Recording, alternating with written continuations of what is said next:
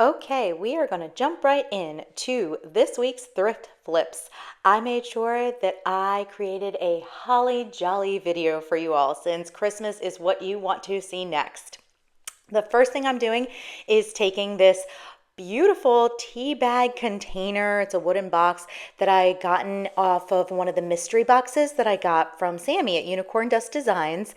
She created a bundle of beautiful things, some things I could DIY, along with some things that I could just decorate around my house. So if you are interested in something like that, it is definitely awesome to get. I love getting like surprise things that I can use, and it gives me a lot of inspiration, right? What I did with this box is I started by painting it in Park Bench by Fusion, but I was really not a fan of this color. It was, to me, looking a lot more like shamrock green instead of a Christmas green, which is what I wanted it to be. So I switched up the color and I ended up choosing English Ivy by Dixie Belle. Here's that color painted onto this piece. There are two coats of that on top of the original park bench color. And now I'm just going to be sanding down the edges. This is a chalk paint, so I can also wet distress, but I wanted to kind of get that feel of a chippiness on the sides. I also like that kind of dusted look that it gives you when you are sanding like naturally versus like the wet distressing. I hope that makes sense. Now I'm going to finish up doing that, and then I have this gorgeous transfer from the Very Merry Christmas transfer set by IOD. This was a limited release from last Christmas, the last Christmas release, which is around, I believe, October, November each year. And I know everybody keeps saying the new release is coming soon, so I am eagerly awaiting, just like I'm sure many of you are. After I finish sanding this, I'm going to go ahead and put that transfer right in the middle where the original tea bags kind of design was. And as you can see, it's right there. I'm going to be going ahead and putting the Very Merry transfer onto that part. Transferring a transfer onto a piece, especially with that chalk paint underneath, could not be easier. You just use that transfer stick. I love that they, instead of having a wood transfer stick, they have this one that, I don't know if it's made out of plastic or resin, but these are my favorite. I have like a big stock of them that I just save. That I can use all the time for lots of different projects. And I am starting on an edge, trying to find an easy way for it to start to peel off. And then I'm going to work my way across the transfer, slowly peeling back the transfer sheet to expose the rest of the transfer. Once I've transferred the entire transfer onto the piece, I take the transfer sheet and kind of wipe it to burnish it um, onto the container. That allows it to really make sure it's adhered correctly to the piece. Now what I'm doing is I am taking some Antique Glaze by Fusion, and I am going to be covering the entire piece, the transfer and the rest of the box or container with the Antique Glaze. One thing I will say that I have learned is I know that some people use a antiquing wax. I realized in a couple projects ago, which never made it to film because, or to video because I had ruined my piece, but the dark waxes or antiquing wax really goes on to a project much darker than the antiquing glaze. I'm so used to using the antiquing glaze, I didn't even think twice about it when I went to go use the antiquing wax by Waverly onto a project. It darkened up my, I think it was decoupage that I had put it on.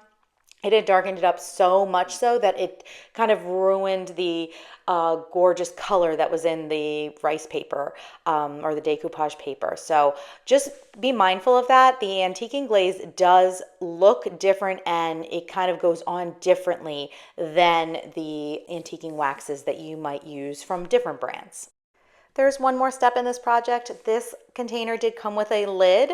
I sanded it down. It had a very sticky residue on it, and I felt that it was easier instead of just trying to clean it off or whatever. I sanded the entire thing down. And now I'm going to be using Barn Red by Dixie Belle. It is also a chalk paint, and I'm going to be just very lightly dry brushing onto this container, this lid, and then sealing it with the Antiquing Glaze by Fusion as well. I am also going to, there's a knob that was on the top. I'm going to also paint that in the same barn red color.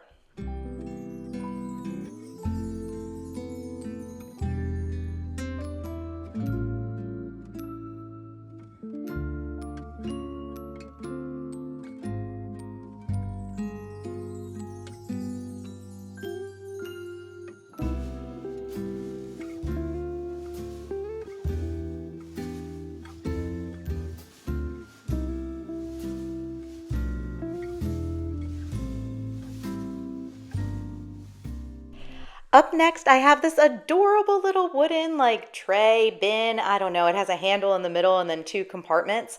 I absolutely adore this. I got it this summer when I was thrifting while on vacation down at the beach, and I have been waiting for an idea. I started by painting this, I think this is cranberry. It's a milk paint. It's a fusion milk paint color. It came in Julie's Colors of the Month Club box, or membership, and I painted it. I let it dry, and I wasn't a huge fan of the color. It didn't scream Christmas to me, and I wanted something a little bit more red. So I decided to paint the entire tray in this beautiful barn red by Dixie Belle, the same color we used on that lid in the last project. And now I'm taking another transfer from last year's release. I don't remember where this one was. I don't remember the name of the transfer set that it was in. I don't think it was in the Fairy Mary one. It was one of the other ones. And I have been saving these. It's so funny how much I like hold on to these and hoard them and don't want to use them until I find the perfect project. So hopefully this is what I feel will be the perfect one. I liked the idea of cutting this kind of square wreath into two and using one half on one side and one half on the other side. And it could not be a better fit in my opinion. So I'm doing the exact same method. I am transferring it on. As you can see, I'm struggling a little bit to get the transfer sheet up so I can start to peel it back. So once that happens, I'm able to very easily transfer on the transfer and then do the other side. I then used clear wax to seal up the entire project. I just wanted it to have that same kind of matte finish, but I know we need to seal up both that paint as well as the transfer. And here's a look at the finished project.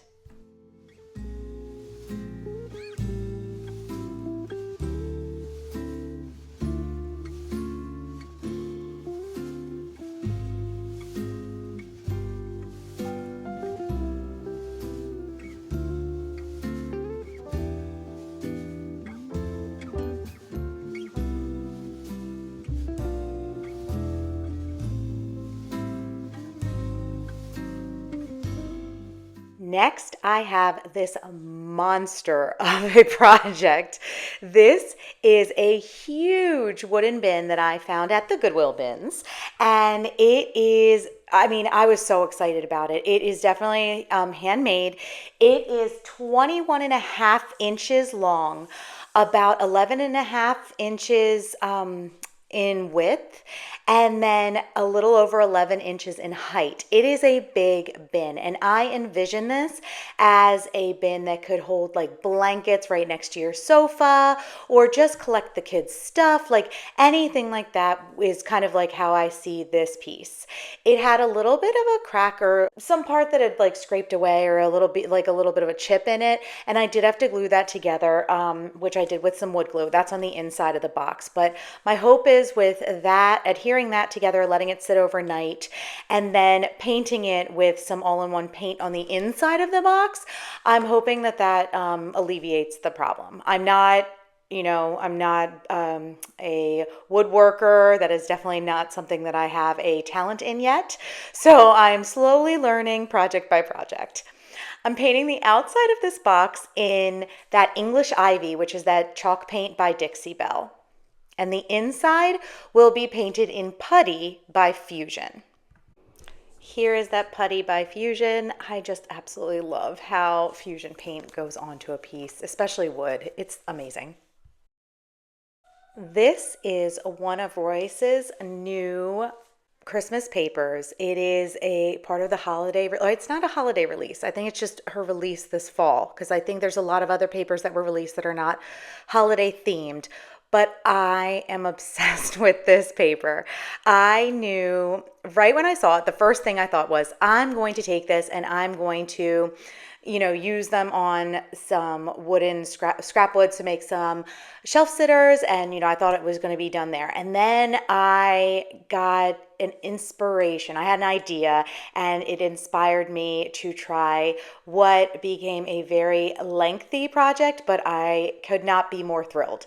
I am going to, with a thin, very, very thin artist brush, I'm dabbing it with water and then slowly wetting just in that line so that I can get a very gentle tear that does not rip into any of the projects. I'm going to actually I'm cutting up every single block on this page.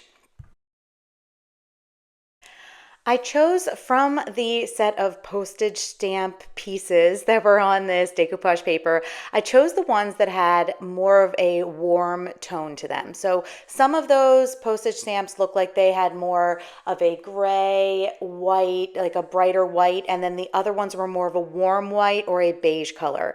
I wanted the ones that were a little more vintagey, beige-ish in color for this project, and I am painting the back of each of these squares in White Swan by DIY.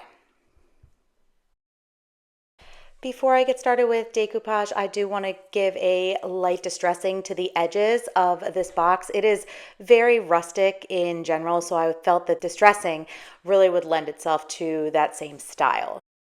Once my decoupage paper pieces were dry, I began by positioning them onto the sides of the box in ways that I felt would look good. This took a little bit of time to figure out the right positioning. There were some stamps that were some more of my favorites versus others, and I really wanted the ones that I loved to shine. I adore the Santa face. That was one of my favorites. There's a couple other ones that I really wanted to highlight on this bin. Now I'm using some liquid patina as my decoupage medium, and I'm actually going to start with the middle one. I feel like that's a safer place to start, I guess, just in case I decide to change up where these pieces are laid. I do feel that I go into like some over analyzing when I'm doing this, and I needed to really just get out of my own way and pick a spot and go, because ultimately this is going to look beautiful regardless. So I am putting the decoupage medium onto the box. I am then spritzing the front, like the picture side, with some water. That's with my mister, and then going in and very gently smoothing it down and covering it with liquid patina immediately to ensure that I don't get any wrinkles. This method is very effective for me. It works so well. And even with this piece where I needed to wrap some of that decoupage around parts of the box, it was incredible. It worked so well. When I was positioning the postage stamps, I really wanted it to look kind of vintagey, and I just liked the idea of almost like a collage, as if it was stamps that were placed onto a book or to a bin. And I didn't mind if parts of the decoupage paper even wrapped around to the base of the box, which obviously would not be seen typically, but I didn't want to sand it off because I felt that it would kind of take away from the look that I was going for. So I left everything together when I was decoupaging all the parts of each of these stamps on.